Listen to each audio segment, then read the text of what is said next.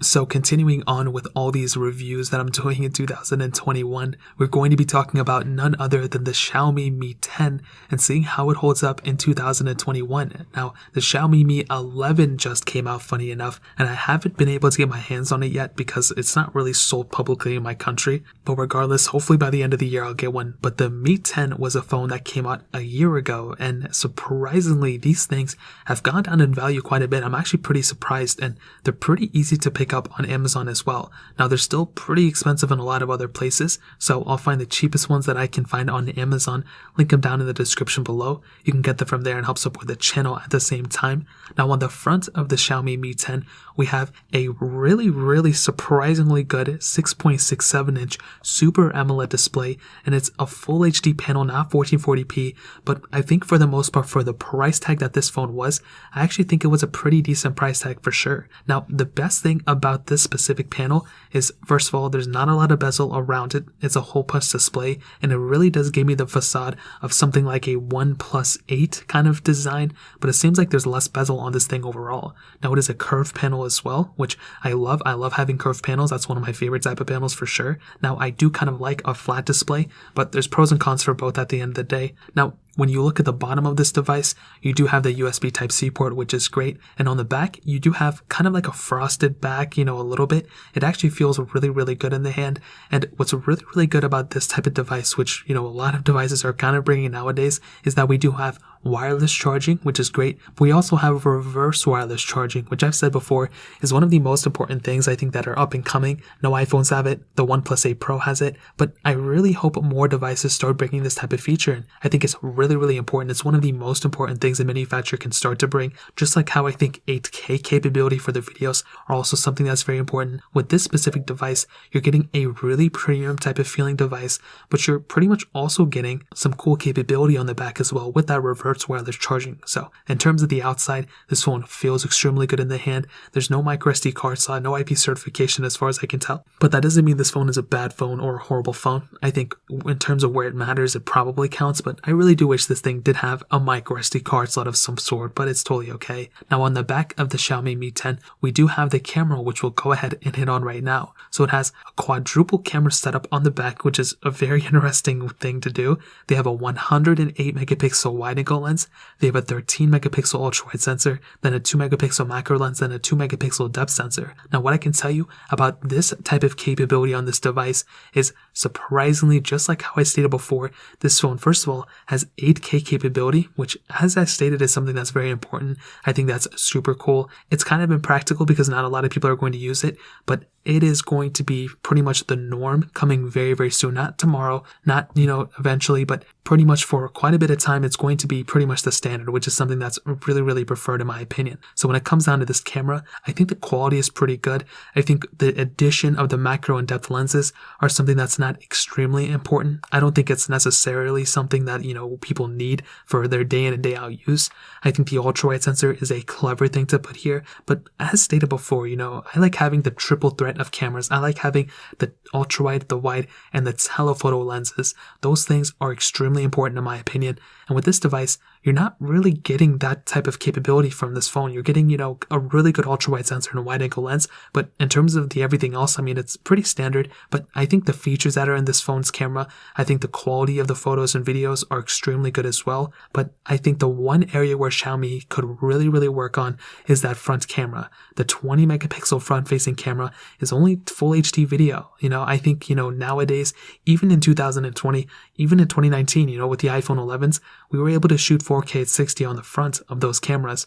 With the Xiaomi Mi 10, we didn't really have that capability, which is very sad. So I think Xiaomi probably will eventually fix it on their, most, up-to-date models. But this specific device did not have 4K at 60. And I think that's probably where the area of this phone could really put some work in. But other than that, I think the camera quality of this device is very good. And that kind of seems like the, ongoing trend, which, Android phones in general. It's like the back cameras are really good, but the front cameras aren't really that great. But Samsung has taken a toll and, been making really good front-facing cameras recently. So I just hope Xiaomi does the same as well. So in terms of the camera setup on this device, that really pretty much covers it up. Now the battery life, I'll go ahead and hit on the battery life and the software at the same time. So this phone, obviously when it first came out, it was actually running Android 10. It has gotten the upgrade for Android 11, which is great, but it is running its MIUI or MIUI, whatever you call it. And I've said this before, I've been very critical of it, just like how I've been critical with One UI. I'm just not really a huge fan of these specific things. I'm not a huge fan of, One UI and, MIUI and all these things. I like stock Android. I like Oxygen OS. And I really hope in the future those type of things will end up becoming the norm. But with, Android 11 so far on the Xiaomi Mi 10, I think it's been a pretty good run. I didn't really own this device on Android 10. I bought it and it already had Android 11 pre-installed on it. So I'm not really too sure what the, experience was before. But on Android 11, I think it's been a pretty good experience so far. It hasn't been insanely crazy. It hasn't been really, really bad. It's been pretty predictable. I think it's been a really good run so far. Again, is it perfect? Absolutely not. I think there's a lot of issues that come with these type of, skinned versions of Android. You're going to get a lot of, background processes and different things like that when you have this type of device. Is it the end of the world? Absolutely not. I think it's totally okay. It's totally expected.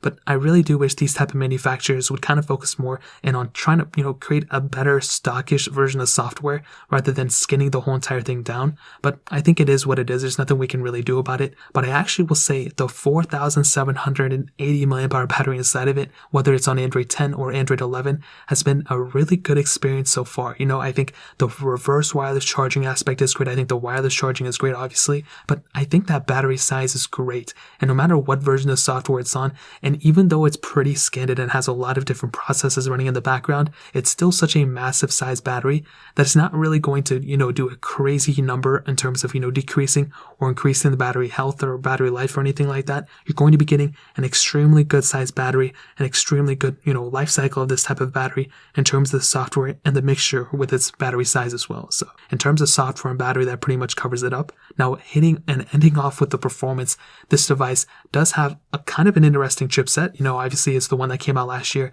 the Qualcomm Snapdragon 865 chipset, octa-core CPU, and 8 gigs of RAM on the base models, and then 12 gigs of RAM on those top tier models. And as I always state, whenever you have that type of RAM and this type of chipset, it really does give a good experience. And overall, last year, my experience with the Snapdragon 865 was overall positive. I didn't really have too many complaints about it. I think last year we saw most manufacturers kind of, trying to change up, their hardware and not necessarily trying to, do crazy things with the RAM, because what we saw last year was pretty much the same thing what we saw in 2019 in terms of RAM and stuff. But I think overall it's not a bad thing. And what I can definitely tell you is the Xiaomi Mi 10 has a really good performance chipset inside of it. I think it's overall smooth. I think the 90 hertz really does add overall to the, smoothness factor. And I think for a majority of people out there, whatever you're going to do with this phone is going to be overall positive. Is it going to be perfect? Probably not, but I think most people out there are going to be getting a really good experience in terms of the performance from this phone. Now, as I always state, day-to-day tasks, messaging people, doing group video calls on this device, Snapchatting, TikToks, those type of things are going to be perfectly fine on this device. But the best thing is, even if you step that up to the higher intensive gaming, the higher intensive workload, video editing, photo editing, extremely on your, Xiaomi Mi 10, even in 2021 is going to be great. And I'll be honest, with the Snapdragon 888 chipset that we have now, from what I'm seeing, it's only gotten better, but that doesn't mean the Snapdragon 865 that's in the Mi 10 is a bad performance chip at all. This is still a really good performing phone for the most part. So in my head, whatever you're going to do with it is probably going to be perfectly fine, as long as you're not comparing it to the Galaxy S21 Ultra, as long as you're not comparing it to the Samsung Galaxy S20 even. I feel like that phone probably was a little bit better in performance. As long as you're not comparing it to even the Mi 11, you're going to have a really good time with it. Now, if you need the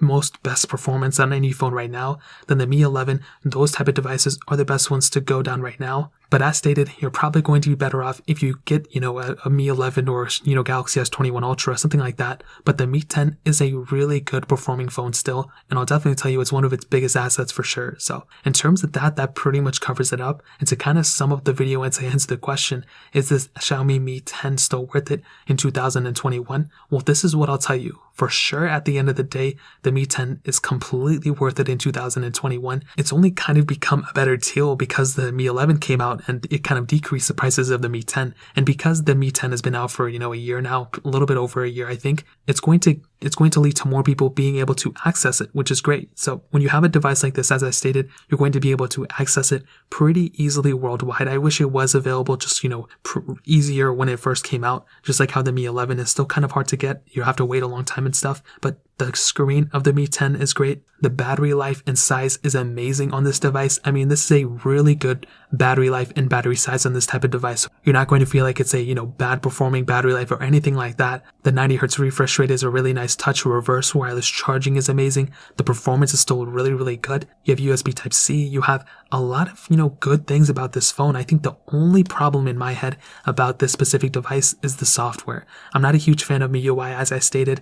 I don't think I ever will be, just like how I'm not a huge fan of One UI. So that's really the only thing I complain about. But I think for a majority of people out there, it's totally okay and it's totally justifiable if you're going to get this phone, or if you're going to go ahead and get something like a Xiaomi Mi 11 or OnePlus 8 Pro or something. That's probably what I would kind of rank the Mi 10. And, it's more so that than like a Xiaomi Mi 9 or like a Galaxy S10. And this Mi 10 sits more in line with me as the newer phones than the older ones. So this is still a really good phone in my opinion, and I would highly recommend it. So that really pretty much covers it up. If you guys have any other questions or anything like that, let me know in the comment section below. Hit the like button. That'll mean so much, but definitely hit that subscribe button.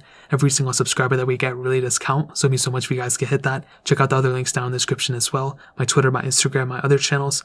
More importantly, everything else, I love every single one of you guys. Hopefully I'll catch you guys in the next video. Peace out till then.